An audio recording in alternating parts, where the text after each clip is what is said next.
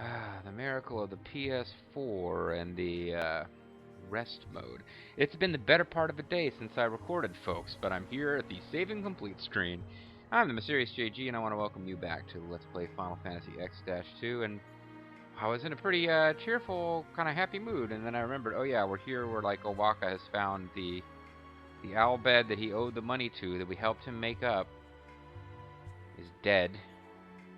The shop that he had built, surrounded by monsters, that he's failed.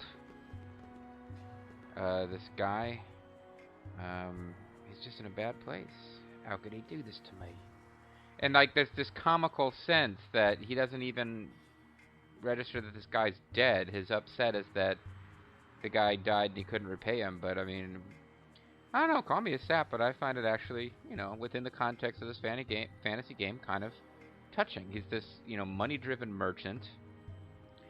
He's very rude to Titus in Final Fantasy X because he doesn't think Titus has any money. But throughout that game, I mean, when push comes to shove, and Yuna has made enemies of everyone in Spira, Oaka's got her back and her party's back because he always repays his debt. That's his code. And here's a guy who he ran away and was hiding out from this guy while getting the money back, but he always was going to make the money back.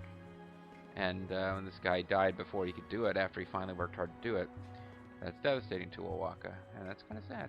Now, maybe I shouldn't spoil it, because it's something I could showcase in a second playthrough, but something I didn't know is that you can turn Oaka over to those guys, or refuse to let them on your ship in Act 1, and then in Act 2 or 3, I think you can actually find Oaka in the Baikonur Desert, and he made his way out there to dig, because that's a job that people are doing. It seems weird that he'd go hang out in the Baikonur Desert to evade Albed debt collectors, but apparently there's a side plotline I read about. I don't think there's probably a lot of text, or there's probably a lot of, like, non-voice acted text that makes it up, but there's a whole thing where Oaka will go out without Yuna's help and try to make up the money if other events occur. And the point that I'm getting at is that basically, yeah, he's gonna do everything he can to repay his debts. That's his deal.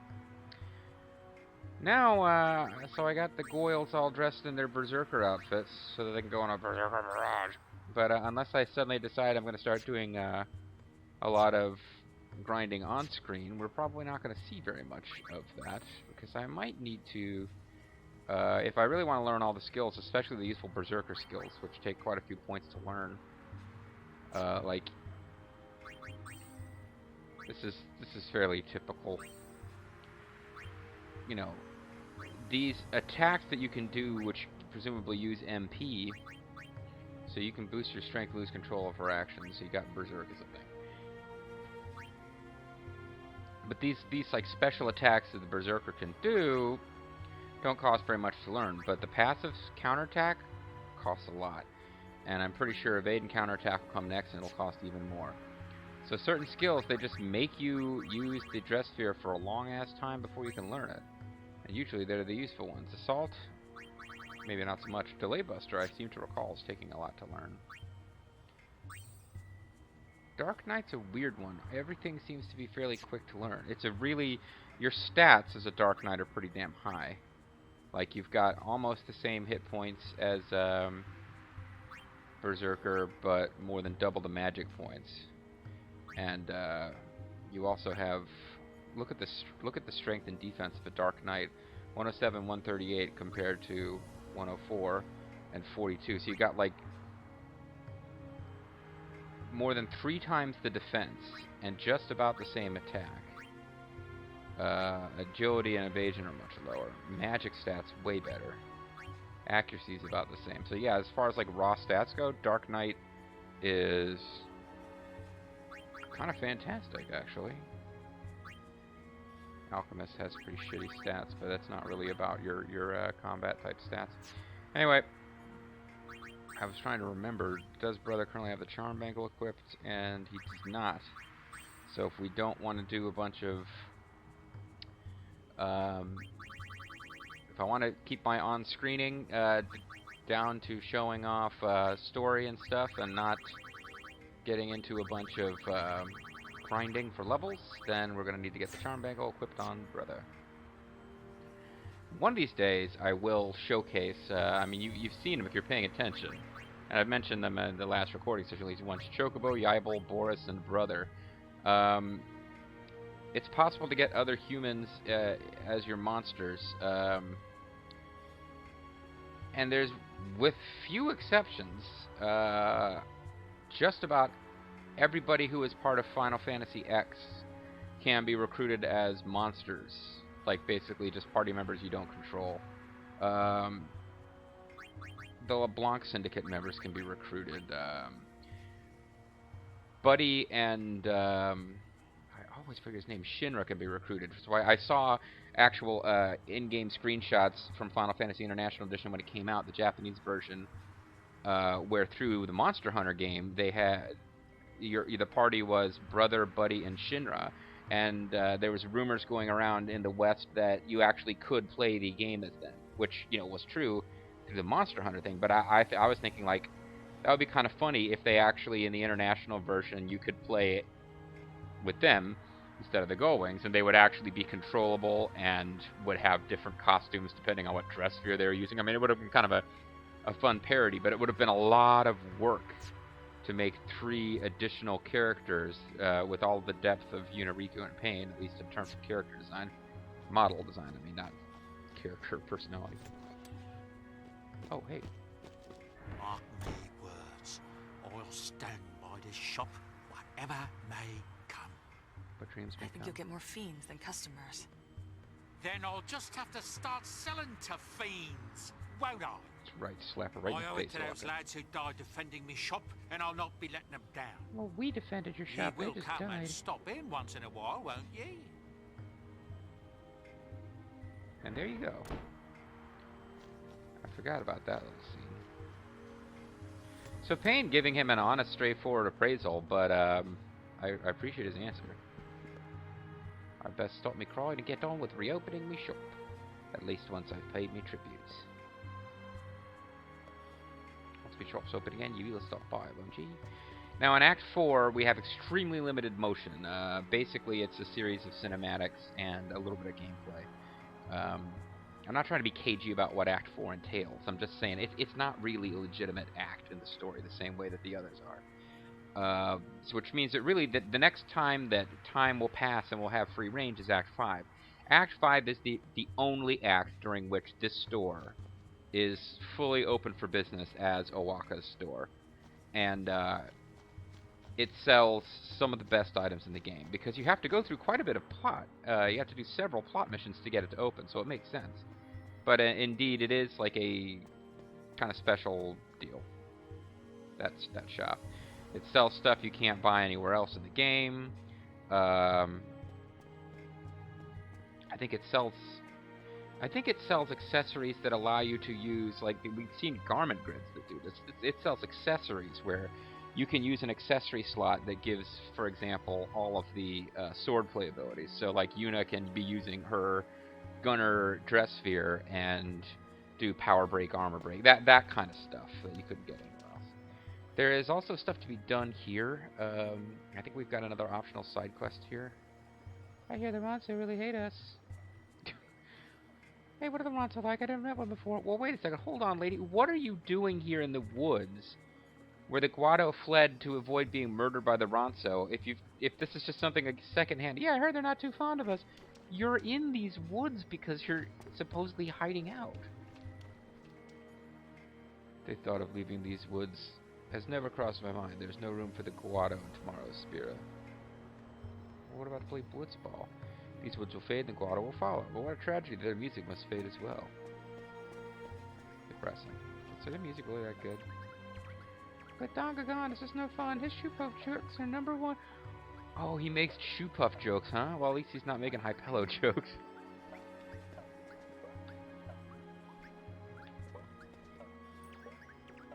With Puktak away from home, these quiet woods are ours to roam. That asshole usually interferes with our ability to roam.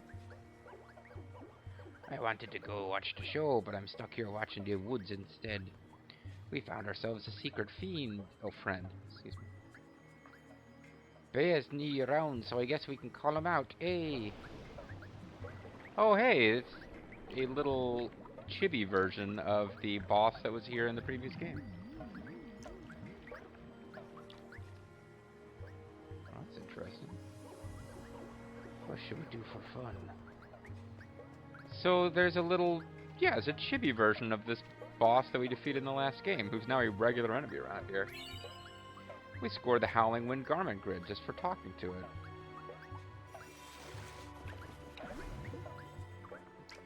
Aww, it's playing. Of course, when it plays, it launches an attack that normally reduces your hit points down to 1. So what the hell was that garment grid? Howling something? Howling we already had.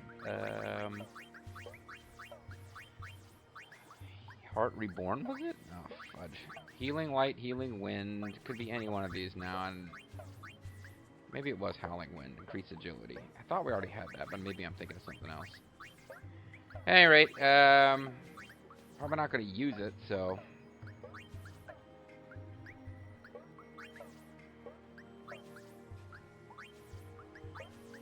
The instinct abilities are kind of crap.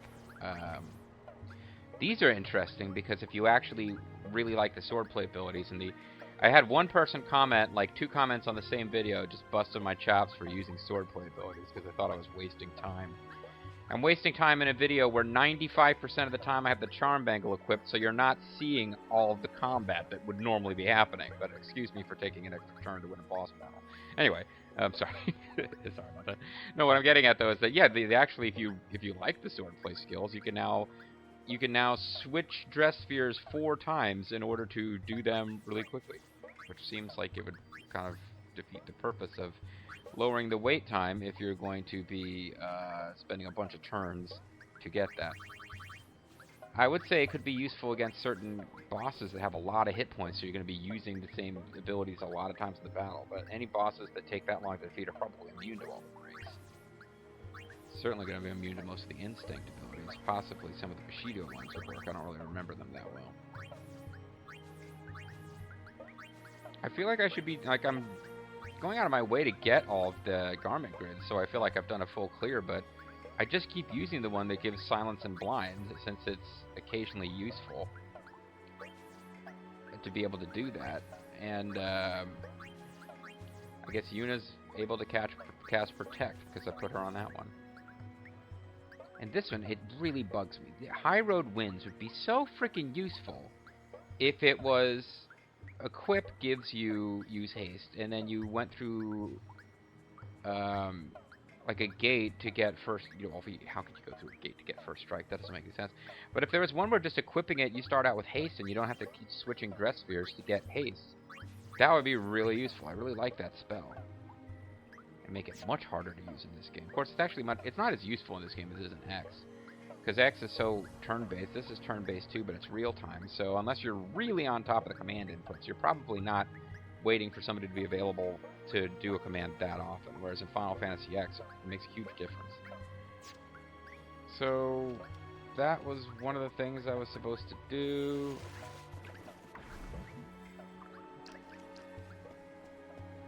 I suppose I should have the dang fac out, just if I'm going to go around to make sure I don't miss anything big. Well, I just happen to be here, so let's see, what else can we do in Macalania Woods? This is all the Bevel stuff.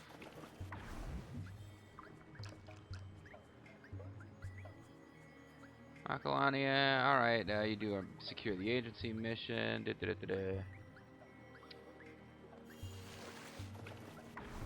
Okay.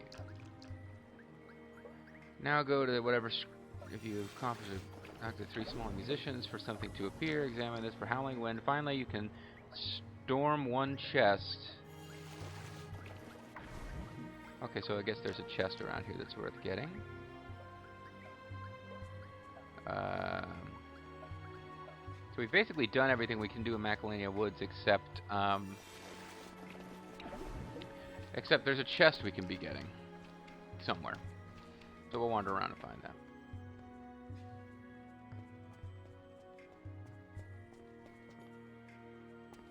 I don't really know where it is. They named the screen that it's on. This is Macalania Woods North, and it is Central 1, so I don't know if that's the space path with the glowing nonsense or if it's the actual wooded path. So I guess we're just going to wander around and look for stuff. Also, because it's a new chapter, the excitement of PR missions awaits us all over again. If anybody's into seeing that, it feels like exactly the kind of thing you would cut out of an LP, but at the same time, I'm not giving you a real flavor of what Final Fantasy X-2 is like, unless you have to see the most monotonous minigames repeated every chapter, because that's kind of that's a big part of what this game is.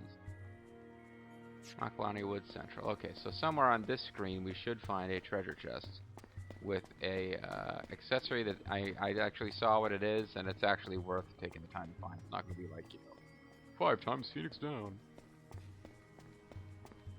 So, there it is. No frost ring.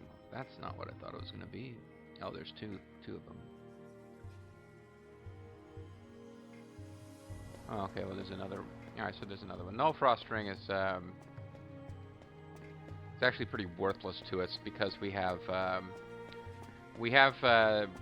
accessories that I got through the off-screening of the Monster Maker minigame that absorb all elemental damage, whereas Null Frost would just absorb only ice.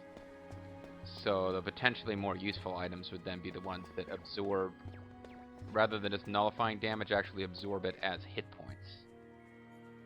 This is Macalania Woods South. Ah, fudge. Probably have to go into the frickin' space bridge. Hey, Shinra.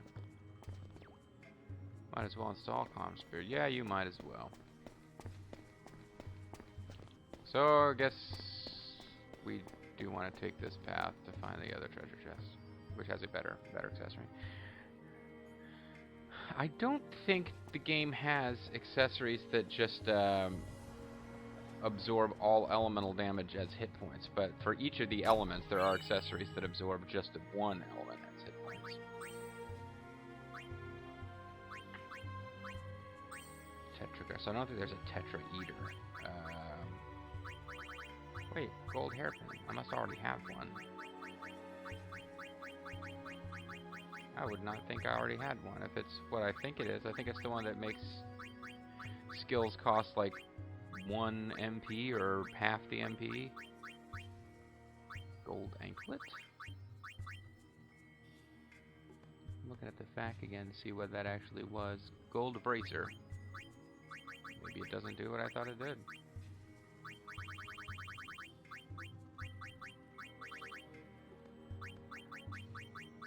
I really need to consider reorganizing these in alphabetical order, if that's even how it works. Gold Bracer raises max MP by 60. Okay, that's nowhere near as good as I thought it actually was. Yeah, well, whatever.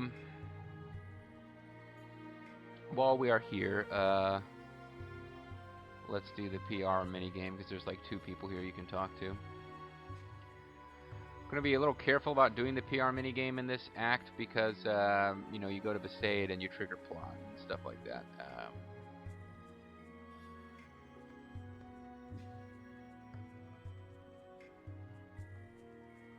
I don't see anything about needing to avoid any particular area.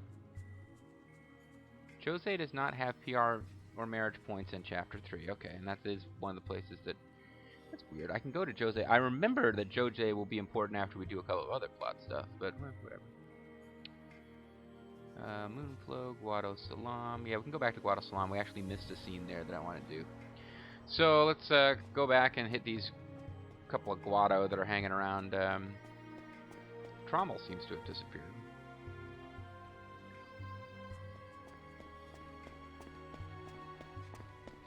Trommel, a little bit more sympathetic in this game than he was in the last one, although he always came across as this unfortunate dupe of Seymour's. Guado standing directly east of the Save Spear. We want to do the first option. Want to wait to it open air. They seem totally pumped. Now the matchmaking, it doesn't actually give me something to say. Do the Guado not get into like doing it with humans? Yeah, the Guado are not. Oh, that's right. Because he's male. I think the Guado females you can talk to. Although actually, I don't think we have a Guado female that we get to do the PR minigame with. So we got our Bevel guards. And we had this guy where Oaka, the Thoidy-Thoid, was hiding. Speaking of Thoidy-Thoid, we gotta go back to Bevel and listen to all those mooks. And this guy wants the fourth option. See, he totally wants to lose weight. He's totally pumped. I should probably go to the... at some point, I need to go to the Calmlands and see, have I got enough PR points saved up with one company that I can afford to switch companies and start gaining them for the other company? Because you can, in one walkthrough, one playthrough of the game, get both companies' PR levels maxed, but only because of the mechanic where credits that you spend losing minigames for one company builds their PR level. So you can use the PR minigame to build one up all the way and then build the other one up with the few points that are left over and whatever. I'm not making sense. I know I've done it before where I got both of them built up because that allowed me to get access to the full slew of items available from both.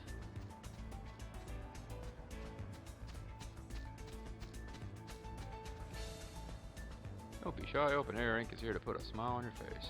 Yeah, boy. So let's see how I'm doing on the publicity. Publicity level 490, publicity level 4. So I actually need to read up on this probably between videos. Does that mean that I can switch now before I waste any more publicity points? Because I think level 4 is as high as it goes, but your publicity points are cut in half when you switch. Either way, what happens if I trade in credits? I should have access to all of the stuff you can get now. No, I guess it can go up one more level. Mortal Shock is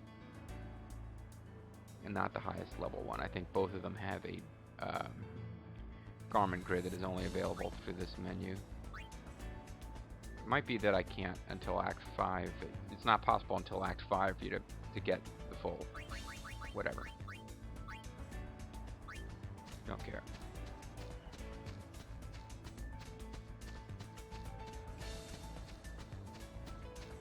So what am I even doing here now? Well, I certainly wanted to visit at least once in this chapter in case I needed to. I know that there's a kind of not mini game, but there's like a quest to be done. Remember how there's fiends pouring out of all the temples? Well, what is it that makes the temples special? How are the temples constructed? The temples were built around the locations of the faith statues. So there was a big abandoned temple, which was where you get Maggot Sisters, and I think is not available in this game. There was also a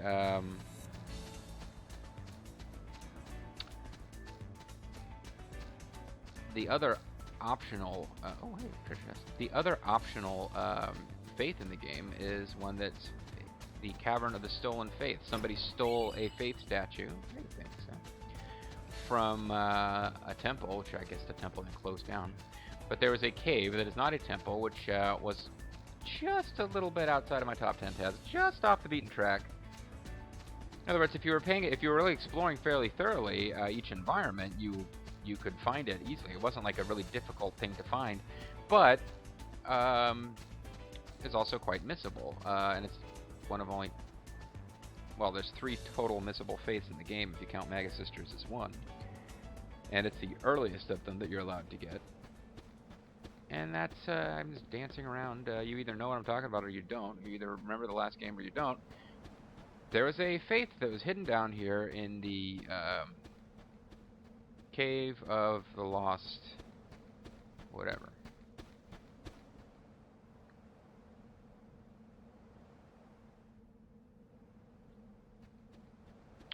And all this time we couldn't go in there because they were still investigating. Now we can finally go in here, and there is an exciting minigame to be played once we're there. And I'm going to save over this slot of us getting Chocobo stuff ready for Klosko.